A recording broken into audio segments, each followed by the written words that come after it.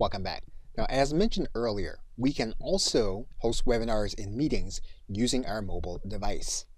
And so to do that, what you'll need to do is to go over to your App Store, whether you use an Apple device or whether you use an Android device. You'll want to then search for Zoom, and then what you're going to do is to download the app onto your mobile device. You'll then open Zoom on your mobile device. What you'll then do is to sign in with your Zoom account. You'll then determine whether you want to have notifications sent to you. And then you'll determine whether you want to have Zoom access your calendar. Now what we're going to do is we are going to allow Zoom to access our calendar because we want to be able to use our mobile device to schedule meetings. So for this, we're going to click OK. And in this case, for the sake of this video, we are not going to allow Zoom to use Siri. And since this is particular to an Apple product, we are not going to sign in with our Touch ID. Now what we are going to do is we're going to click New Meeting.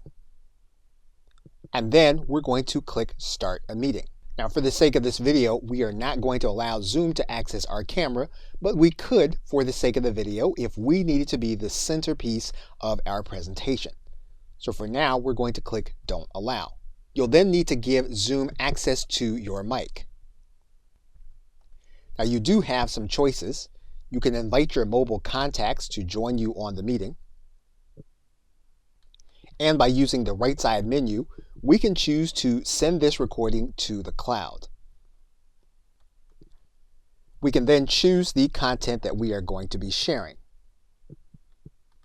Now when we are using our mobile device, we can choose to share our screen or any of the applications available on our device. We can then choose the device that will be doing our screen recording.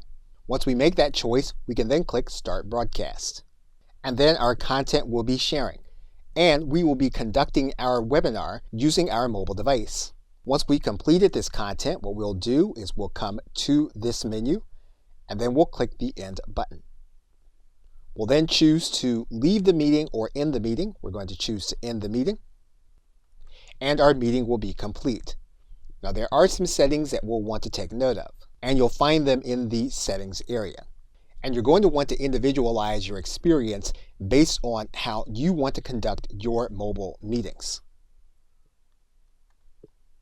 Okay, so with that, thanks, and I will see you in another video.